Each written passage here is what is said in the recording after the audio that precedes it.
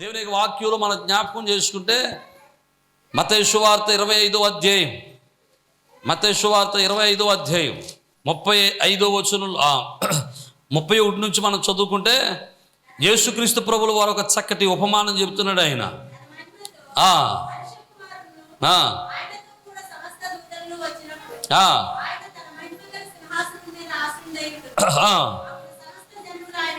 ఆయన సమస్త జనులు ఆయన ఎదుట పోగు చేయబడతారు. గొల్లవాడు మేకల్ని గొర్రెల్ని వేరు చేసినట్లుగా మనుష్య కుమారుడు మనుషుల్నిలో నుండి వేరు చేస్తాడు. తన వైపు కుడివైపున గొర్రెలను ఎడవైపు మేకల్ని నిలబెడతాడు.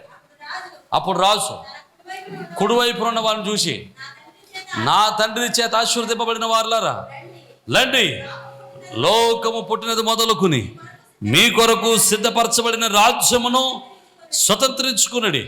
నేను ఆకలి కొన్నాను, నాకు అన్నం పెట్టారు, దప్పగన్నాను, నీళ్ళు ఇచ్చారు, పరదేశిగా ఉన్నాను, నన్ను చేర్చుకున్నారు, దిగంబరిగా ఉన్నాను, నాకు బట్టలు ఇచ్చారు, రోగిన ఉన్నాను, నన్ను చూడడానికి వచ్చారు, చెరసాల్లో ఉన్నాను, నన్ను చూడడానికి వచ్చారు. దేవునికి స్తోత్రం. అప్పుడు ఇలా అంటారట, ప్రభువా నువ్వెప్పుడు ఆకలిగా ఉన్నావు, నువ్వెప్పుడు దుఃఖంతో ఉన్నావు, నువ్వెప్పుడు రోగంతో ఉన్నావు, నువ్వెప్పుడు బాధల్లో ఉన్నావు, నువ్వెప్పుడు శ్రమంలో ఉన్నావు, నువ్వెప్పుడు చెరసాల్లో ఉన్నావు అంటే అప్పుడు ప్రభు వారు చెప్తారట 40 వచనందుకు రాజు, మిక్కిలి అల్పులైన ఈ నా సహోదరులలో ఒకనికి మీరు చేసితిరి గనుక నాకు చేసితిరని నిశ్చయముగా మీతో చెప్పుచున్నాను. దేవునికి స్తోత్రం. ఎలాగట? మిక్కిలి అల్పులైన సహోదరులలో ఒకరికి మీరు చేశారు గనుక నాకు చేసినట్లే. అంటే ఈరోజు మనం ఎవరికి దానం చేసినా, ఎవరికి దాన ధర్మాలు చేసినా, ఎవరికి ఆకలికి పెట్టినా, ఎవరికి వస్త్రాలు ఇచ్చినా, ఎవడు దీనుడుగా ఉండి దరిద్రతలో ఉండి మనం సహాయం చేసినా అవన్నీ కూడా ఎవరికి చెందుతున్నాయి? దేవునికి చెందుతున్నాయి. దేవునికి స్తోత్రం చెప్దాం. హల్లెలూయా. కుడి చేతి పక్కన ఉన్న వారిని అంటారట, నేను ఆకలితో ఉంటే అన్నం పెట్టారు. దేవునికి స్తోత్రం. హల్లెలూయా. జాగ్రత్తగా ఆలోచన చేస్తే క్రైస్తవుడిగా ఉన్నటువంటి క్రైస్తవుని యొక్క ప్రధానమైన లక్షణాల్లో ఒక లక్షణం ఏంటంటే భక్తిని కలిగి ఉండడం మాత్రమే కాదు, భక్తి చేయడమే కాదు, భక్తి అంటేనే ఏంటో తెలుసా? దరిద్రతలో ఉన్న వారికి సహాయము చేయటం. మనం ఎవరికి సహాయం చేస్తాం? ఎవడైతే మనకు తిరిగి పెడతాడో వాడికే సహాయం చేస్తాం. ఎవడు మనకు తిరిగి ఇస్తాడో వాడికి సహాయం చేస్తాం. మనం చికెన్ వండుకున్నప్పుడు ఎవరికి ఎడతాం? మనకు రేపు మటన్ వండుకుంటే మనకి ఎట్టువాడికి ఎడతాం. కొంతమంది ఉంటారు ఇంట్లో ఉన్న అత్తగారికి ఎట్టరు, ఈ బయటోడికి ఏ పెడతారు? దేవుడికి ఇస్తాం కదండి. దాన ధర్మాలు చేసే గుణం ఉండాలి. నువ్వు తినే దానిలో, నువ్వు వండుకున్న దాంట్లో, నువ్వు కలిగి ఉన్న దాంట్లో కొంత ఖచ్చితంగా దరిద్రులను పోషించడానికి ఉపయోగించాలి. అందుకే ప్రభువారు అంటాడు, ఒకవేళ నీ దగ్గర 2 వస్త్రాలు ఉంటాయి, 2 దుప్పలు ఉంటాయి, దుప్పలు లేనివాడికి ఒకటి ఇచ్చే. నీ దగ్గర 2 వస్త్రాలు ఉంటాయి, వస్త్రం లేనివాడికి ఒకటి ఇచ్చే అంటాడు. దేవునికి స్తోత్రం. హల్లెలూయా. మనకి ఉన్నాయన్నీ మనకే కావాలి. బిరుగు నిండా ఉన్నా కానీ ఇంకా సరిపోవు మనకి. నీ వస్త్రాలు లేని వాడికి ఇవ్వగలగాల. బైబిల్లో మనం జాగ్రత్తగా ఆలోచన చేస్తే ఒక మాటకు మీకు జ్ఞాపకం చేస్తాను. నువ్వు సంపాదించిన ప్రతి 100 రూపాయల్లో ఒక 3 రూపాయలు బీదలే. ఆ విషయం తెలుసా మీకు? ఎలాగా? 100 రూపాయలు మీరు సంపాదించారనుకోండి, 100 రూపాయలు ఎలా ఖర్చు పెట్టాలి? మొట్టమొదటి 10 రూపాయలు దశమ భాగం తీయాలి. ఇది దేవుని సొమ్ము, ఇది నేను చెప్పేది కాదు. మొట్టమొదటి 10 దేవునికి ఇవ్వాలి, దశమ భాగం ఇవ్వాలి. అప్పుడు రెండవ 10 ఏం చేయాలి? మందిరానికి ఇవ్వాలి. అప్పుడు మూడో దశమ భాగం అంటే 3.5 లేకపోతే 4 రూపాయలు లేకపోతే 3 రూపాయలు అనుకుందాం. మూడో దశమ భాగం ఎవరికి ఇవ్వాలి? బీదలకు ఇవ్వాలి. అప్పుడు 20 రూపాయలు ఏం చేయాలి? సేవ్ చేయాలి. దేవునికి ఇస్తాం. ఈ పై అన్నీ అక్కర్లేదు కానీ ఇది కావాలి మనకి. ఈ క్రమాన్ని, ఈ డబ్బులు ఇలా ఖర్చు పెట్టాలని ప్రభువే చెప్పాడు. ప్రభువే క్రమాన్ని ఏర్పాటు చేశాడు. దేవునికి స్తోత్రం. అప్పుడు మనకేమనిపిస్తుంది తెలుసా? డబ్బులన్నీ ఇలా ఖర్చు పెట్టితే ఇంకా మాకేం మిగులుతుందండి? ప్రభు అంటాడు, అలా మిగిలిన దాంట్లోనే ఇంకా నీకు మిగిలినట్టు చేస్తాడట. హల్లెలూయా, హల్లెలూయా. బైబిల్ అంటాడు, అయ్యా వారు దశమ భాగం ఇస్తున్నప్పటి నుంచి మేము సమృద్ధిగా తినను, ఇంకా చాలా మిగిలిపోతుందంట. దేవునికి స్తోత్రం చెబుదాం. హల్లెలూయా. వారు సమృద్ధిగా తిన్న తర్వాత ఇంకా మిగిలిపోతుందంట. నువ్వు ఎప్పుడైతే దేవుని క్రమాన్ని పాటిస్తావో, దేవుడు పెట్టినటువంటి క్రమాన్ని మనం పాటిస్తామో, దేవుని క్రమాన్ని మనం అనుసరిస్తామో, అప్పుడు తప్పనిసరిగా ఆయన మనకి ఇచ్చినటువంటి వాగ్దానాలు మన పట్ల నెరవేర్చుతాడు. ఆమేన్, హల్లెలూయా. వాగ్దానాలు నెరవేరాలంటే ఒట్టిగా నెరవేరవు, ఆయన చెప్పిన మాట వినాలి. మన జీవితంలో రుణాలు తీర్చబడాలన్నా, బాధలు పోవాలన్నా, కష్టాలు పోవాలన్నా ఆయన మాటకు లోబడాలి. నా మాటలు అర్థమైతే దేవునికి స్తోత్రం చెబుదాం. హల్లెలూయా. ఖచ్చితంగా మనం ఏం చేయాలి? బీదలకు సహకరించాలి, కష్టంలో ఉన్న వారికి సహకరించాలి. నీ సంఘం అందులో బైబిల్లో చూడండి, గలతీలు రాసినటువంటి పత్రిక 6వ అధ్యాయము 9-10 వచనాలు మనం చదువుతా. అక్కడ అంటాడు, మనం మేలు చేయటం యందు విసుగక ఉందమో, మనం అలయక మేలు చేసితమేని తగిన కాలమందు పంట కోతుము. కాబట్టి మనకు సమయము దొరికిన కొలది అందరి ఎడలను, విశేషముగా విశ్వాస గృహమునకు చేరిన వాడలను మేలు చేయుదము. దేవునికి స్తోత్రం. అందరి ఎడల మేలు చేయాలట. మరి విశేషంగా ఎవరికి మేలు చేయాలి? విశ్వాస గృహమునకు చేరిన వారికి మేలు చేయాలి. విశ్వాస గృహంలో అన్నవారంటే సంఘములో ఉన్నవారికి. దేవునికి స్తోత్రం. అంటే సంఘములో ఎవరైనా బలహీనులుగా ఉంటే, ఎవరైనా కష్టములో ఉంటే, ఎవరైనా ఇబ్బందుల్లో ఉంటే, సంఘం అంతా కూడా ఏం చేయాలి? వారికి సహాయము, వారిని చేదోడుగా ఉండి లేవనెత్తాలి. వారి అవసరతలు ఉంటే అవసరాలు తీర్చాలి. వారు ఆకలితో ఉంటే భోజనం పెట్టాలి. వారు వస్త్రహీనులుగా ఉంటే వస్త్రాలు ఇవ్వాలి. నమ్మిన వారు దేవునికి స్తోత్రం చెబుదాం. హల్లెలూయా. ప్రియమైన దేవుని బిడ్డలారా, ఈరోజు మనం జ్ఞాపకం చేసుకుంటే, భారత క్రైస్తవ మిషనరీ, భారతదేశానికి వచ్చినటువంటి మిషనరీలు అందరూ కూడా భారతదేశంలో విస్తృతమైనటువంటి సేవ చేశారు. ఏ సేవ చేశారు తెలుసా? వారు దేవుని యొక్క వాక్యాన్ని బోధించడమే కాదు, అనేక మంది బీదవారికి సహాయం చేశారు, ఆపదలో ఉన్న వారికి సహాయం చేశారు, కష్టాల్లో ఉన్న వారికి సహాయం చేశారు, రోగాలతో ఉన్న వారికి సహాయం చేశారు, రోగాలతో ఉన్న వారికి హాస్పిటల్ కట్టారు, చదువు లేని వాళ్ళకి చదువు చెప్పించారు, బాధలు ఉన్న వారికి బాధలు పంచుకున్నారు. దేవునికి స్తోత్రం. భారతదేశంలో ఇంత విస్తృతమైనటువంటి సేవ జరగడానికి గల కారణం ఏంటో తెలుసా? దేవుడు చెప్పినటువంటి మాట వాళ్ళు విన్నారు కనుక దేవుని యొక్క రాజ్యము భారతదేశంలో విస్తృతించబడింది. ఆమేన్, హల్లెలూయా. బైబిల్లో చక్కటి మాట ఉన్నది. యాకోబు రాసిన పత్రిక 1వ అధ్యాయము 27వ వచనంలో మనం చూడండి. యాకోబు రాసిన యాకోబు పత్రిక 1వ అధ్యాయము 27వ వచనం, తండ్రి అయిన దేవుని ఎదుట పవిత్రమును నిష్కలంకమునైన భక్తి ఏదనగా దిక్కులేని పిల్లలను, విధవరాండ్రను వారి ఇబ్బందుల్లో పరామర్శించడం. దేవునికి స్తోత్రం. నువ్వు భక్తి ఉంది, నాకు భక్తి ఉంది అని చెప్పుకోవడం కాదు. ఏం చేయాలంట? దరిద్రులను, దిక్కులేని పిల్లలను, విధవరాండ్రను పరామర్శించాలి. పరామర్శించడం అంటే అర్థం ఏంటి? పలకరించడమా? దాని అర్థం అదే కదండి. బాగున్నావా అని అడగటమా? అలాగ అడగమంటే రోజు అడిగేస్తాం మనం. దేవునికి స్తోత్రం. పరామర్శించడం అంటే మాట్లాడటమే కాదు, వారి అవసరతలో నీ సహాయాన్ని అందించాలి. దేవునికి స్తోత్రం. అందుకోసం మన సంఘంలో నుంచి ప్రతీ నెల ఇంచుమించు 19 కుటుంబాలకు మనం కిరాణా సహాయాన్ని చేస్తున్నాం. దేవునికి స్తోత్రం. హల్లెలూయా. అంటే మీరు ఇచ్చేటువంటి ప్రతి రూపాయిలో నుంచి కొంత సొమ్ము బీదలకు వెళ్తుంది. నమ్మిన వాళ్ళు దేవునికి స్తోత్రం చెబుదాం. హల్లెలూయా. అందుకని బైబిల్లో ఒక చక్కటి మాట ఉంటుంది చూడండి. చక్కటి మాట ఉంటుంది. సామెతల గ్రంథము 19వ అధ్యాయం 17వ వచనాన్ని మనం చూద్దాం. సామెతల గ్రంథం 19వ అధ్యాయం 17వ వచనం, బీదలను కనికరించువాడు యెహోవాకు అప్పిచ్చువాడు, వాని ఉపకారమునకు ఆయన ప్రత్యుపకారము చేయను. దేవునికి స్తోత్రం. ఎలాగట? బీదలను కనికరించువాడు యెహోవాకు అప్పిస్తాడట. నువ్వు దరిద్రులకు సహాయం చేస్తే ఎవరికి అప్పించినట్టు? దేవునికి అప్పించినట్టు. అంటే మన దేవుడు ఎంత గొప్పలు చేశాడండి.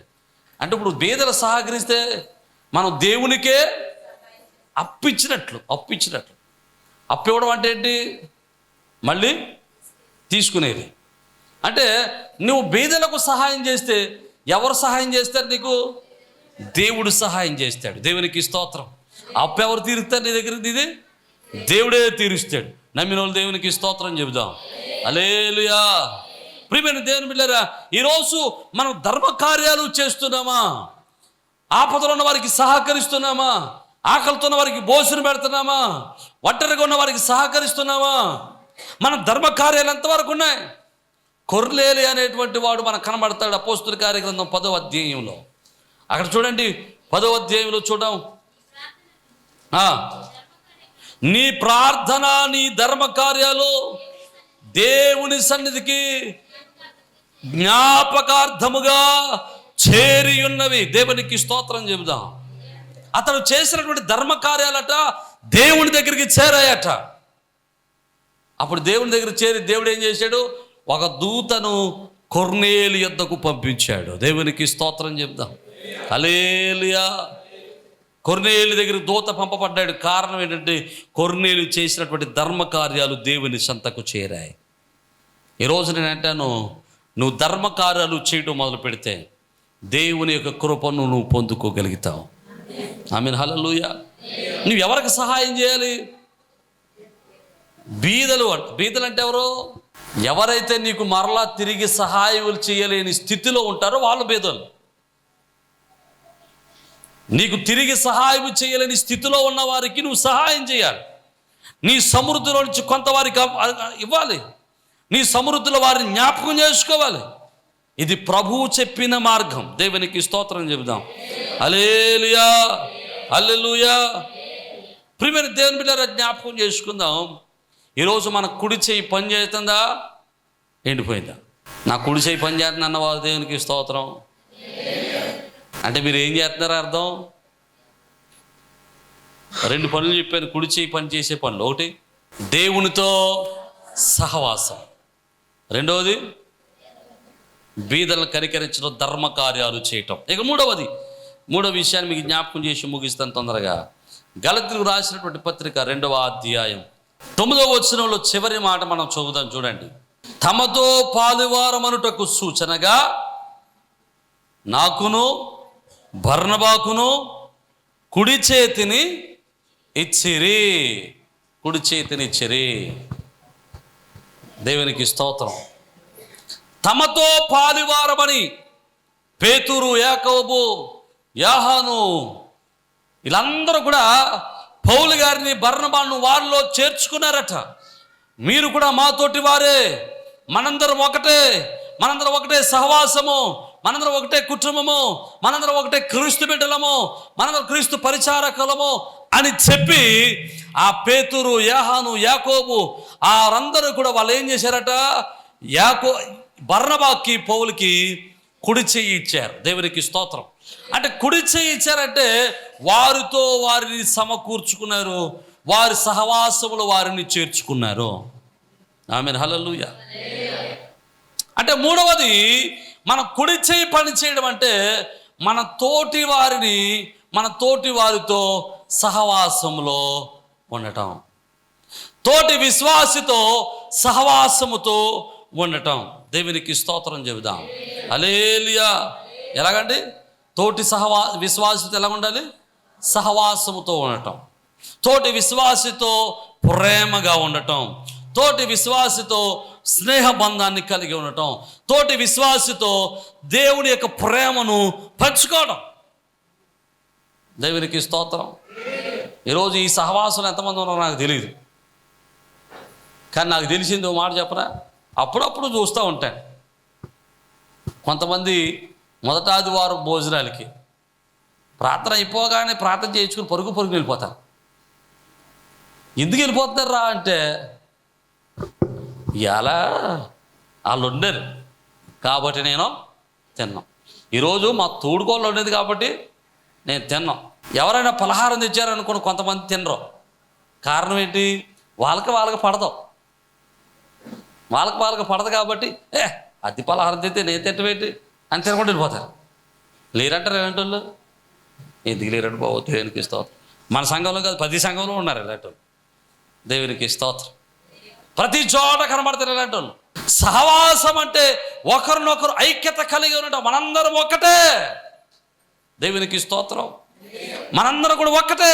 చూడండి, కొరింథీయులకు రాసినటువంటి మొదటి పత్రిక 12వ అధ్యాయంలో 12వ అధ్యాయం 13వ వచనంలో మనం చూస్తే, ఎలాగనగా యూదులమైనను గ్రీకు దేశస్థులమైనను దాసులమైనను స్వతంత్రులమైనను మనందరం ఒక్క శరీరములోనికి ఒక్క ఆత్మయందే బాప్తీసము పొందితిమి. మనందరము ఒక్క ఆత్మను పానము చేసిన వారమైతిమి. శరీరం ఒక్కటే అవయవముగా ఉండక అనేకమైన అవయవములుగా ఉన్నది. దేవునికి స్తోత్రం చెబుదాం. హల్లెలూయా. మనందరం కూడా దేవుని యొక్క శరీరములో ఒక్కొక్కరు ఒక్కొక్క అవయవం అన్నమాట. క్రీస్తు సంఘము అంటే క్రీస్తు శరీరం అని అర్థం. శరీరములో ఉన్నటువంటి ప్రతి సంఘములో ఉన్న ప్రతి విశ్వాసి కూడా ఒక్కొక్కరు ఒక్కొక్క అవయవం. నా మాట అర్థమవుతున్నాయి మీకు? దేవునికి స్తోత్రం. ఇప్పుడు మీకు ఉదాహరణ చెప్తాను, జాగ్రత్తగా వినండి. నేను మీ అందరికి వాక్యం చెప్తున్నాను, మాట్లాడుతూ ఉన్నాను. నేను వాక్యం చెబుతున్నానంటే ఏది ఎక్కువ పని చేద్దే? నోటి పని కోసం ఇక్కడ నిలబడ్డాను మాట్లాడడానికి. నువ్వు నోటి పని కోసం నిలబడ్డావు కాబట్టి నోరే పని చేయాలి. నేను పని చేయను అని చెయ్యి అందనుకోండి. మౌతట్టుగా అన్నావు అనుకోండి, అట్టుకోనా అందనుకోండి. నేను అట్టుకోనా అని చెయ్యి చేస్తుంది అనుకోండి, అప్పుడు నేను మాట్లాడగలనా? దేవునికి స్తోత్రం. అంటే నోరు చేయాల్సిన పని వచ్చినప్పుడు అవసరమైతే చేతులు కూడా పని చేయాలి. శరీరంలో ఉన్న ప్రతి అవయవము నేను చేయాలనుకున్న పనికి ఏకీభవిస్తున్నాయి కనుక అక్కడ పని సరిగా జరుగుతుంది, అక్కడ ఉద్దేశము సఫలమవుతుంది. మీకు ఇంకో మాట కూడా చెప్తాను. నేను కళ్ళజోడు పెట్టుకుంటాను. మనం కళ్ళజోడు పెట్టుకున్నాం కదా చాలామంది. కళ్ళజోడు ఎవరి కోసం అండి? కళ్ళు కోసం. మరి కళ్ళజోడు ఎవరు మోతారండి? చెవులు మోతాయా? చెవులును ముక్కు పని చేస్తాయి. ఈ కళ్ళు కోసం ఈ ముక్కు పని చేయాలి, చెవులు పని చేయాలి. కళ్ళజోడు నీది, నువ్వు పని చేసుకో అన్నాయి అనుకోండి. చెవులుని ముక్కుని ఏం పగులుద్ది? ముక్కు పగిలిపోద్ది. దేవునికి స్తోత్రం. అంతే కదండి. వీడికి సరిగ్గా కాలు కనబడక ఏ గొప్ప తగిలింది అనుకోండి, ఏది పగులుతుంది? ముందు ముక్కే పగులుతుంది. దేవునికి స్తోత్రం. హల్లెలూయా. అంటే ఒక శరీరంలో ఒక అవయవానికి అవసరమైతే మరొక అవయవము పని చేయాలి. శరీరంలో ఉన్న అవయవాలని ఒకటికి ఒకటి కలుపుకొని, చేతులు కలుపుకొని, ఆలోచన కలుపుకొని పని చేయటం వలన ఆ శరీరం యొక్క ఉద్దేశము నెరవేర్చబడుతుంది. ఆ శరీరము క్షేమాభివృద్ధి చెందుతుంది. దేవునికి స్తోత్రం. నువ్వు తిన్నది నేనెందుకు అరగొట్టాలని నీకు జీర్ణాశయం అందనుకోండి. నోరు ఏది పడితే తినేస్తుందే, నేను ఎందుకు అరగొట్టాలి అని జీర్ణాశయం అనుకుంది అనుకోండి, ఏమవుద్ది? చచ్చి ఊరుకుంటాం మనం కదండి. ఇదేం తిన్నా పాపం, ఇదేం చేస్తుంటా జీర్ణాశయం. సర్లే నువ్వు ఏదోడు తిను, నేను దాన్ని అరగొడతా ఉంటానని దాని పని చేస్తూ ఉంటుంది. దేవునికి స్తోత్రం. అంటే శరీరంలో ఉన్నటువంటి ఒక అవయవం మరొక అవయవానికి చేదోడుగా వాదోడుగా ఉన్నట్టుగా సంఘములో ఉన్నటువంటి ప్రతి విశ్వాసి కూడా మరొక విశ్వాసితో చేతులు కలపాలి. దేవునికి స్తోత్రం. మరొక విశ్వాసితో ప్రేమను పంచాలి. నా మాటలు అర్థమైతే దేవునికి స్తోత్రం చెబుతాం. హల్లెలూయా, హల్లెలూయా. ఎఫెసీయులకు రాసినటువంటి పత్రిక 4వ అధ్యాయం 1వ వచనంలో మనం చూస్తే, కాబట్టి మీరు సమాధానమును బంధము చేత ఆత్మ కలిగించు ఐక్యమును కాపాడుకునుట యందు శ్రద్ధ కలిగిన వారై ప్రేమతో ఒకరినొకడు సహించుచూ ఉండాలి. దేవునికి స్తోత్రం చెబుదాం. హల్లెలూయా. ప్రేమను కలిగి ఉండడం అంటే సహించాలి. సహించాలి అంటే ఒకరినొకడు ఏం చేయాలి? సహనాన్ని కలిగి ఉండాలి. సంఘములో సహనాన్ని కలిగి ఉండాలి. సంఘములో ప్రేమను కలిగి ఉండాలి. ఒకరి పట్ల ఒకరు ప్రేమానురాగాలు కలిగి ఉండాలి. నా మాటలు అర్థమైతే దేవునికి స్తోత్రం చెబుదాం. హల్లెలూయా. ఒకరినొకరు గనులుగా ఎంచుకోమని వాక్యం చెబుతుంది. నా మాటలు అర్థమైతే దేవునికి స్తోత్రం చెప్పండి. హల్లెలూయా. ఒకరినొకరు గనులుగా ఎంచుకోవాలి, ఒకరికంటే ఒకరు గొప్ప వాళ్ళుగా ఎంచుకోవాలి. అందరూ సంఘములు ఏకభావం కలిగి ఏక మనస్సు కలిగిన వారే ఉంటే సంఘము క్షేమాభివృద్ధి చెందుతుంది. దేవుని యొక్క ఉద్దేశము సంఘములో జరుగుతుంది. నమ్మిన వారు దేవునికి స్తోత్రం చెబుదాం. హల్లెలూయా. ఎవరి పని వాళ్ళు చేయాలి, ఎవరి కార్యం వాళ్ళు చేయాలి, ఎవరి ఉద్దేశాలు వారు నెరవేర్చాలి.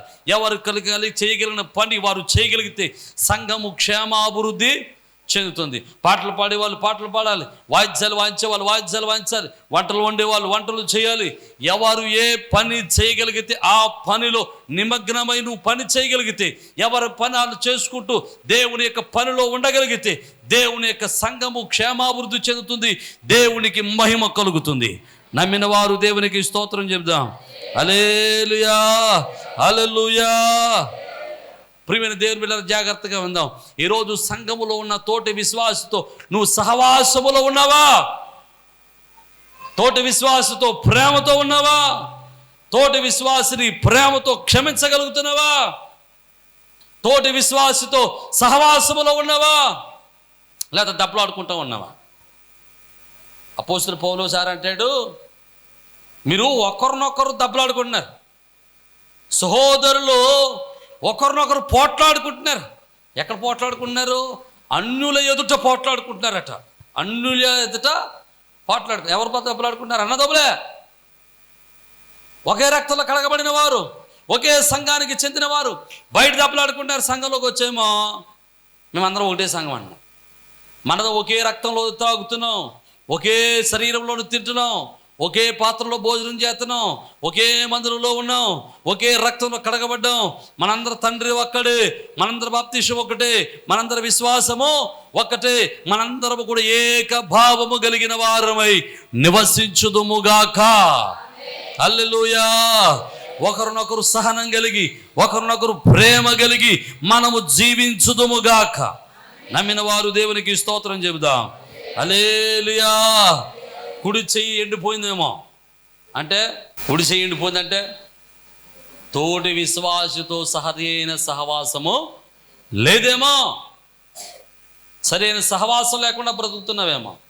ఈరోజు ఎండిపోయిన చేతిని దేవుడు బాగు చేయునుగాక. హల్లెలూయా. అందుకనే వాక్యంలో చక్కటి మాట అంటాడు పౌలుగా, ప్రతిరోజు వాక్యం విన్నప్పుడల్లా, మందిరానికి వచ్చినప్పుడల్లా ఒకరినొకరు కౌగులించుకుని పవిత్రమైన మెది పెట్టుకోవాలట. దేవునికి స్తోత్రం. కౌలించుకోని అవసరం లేదు, చెయ్యించుకోవడానికి బాధ మనకి. అవును, పౌలు గారు ఏమంటాడు? ఏకంగా ముద్దే పెట్టుకోమంటున్నాడు. దేవునికి స్తోత్రం చెప్పండి. హల్లెలూయా. ఎప్పుడు వస్తుందండి ఈ ముద్దు? ప్రేమ కలిగి ఉన్నప్పుడు.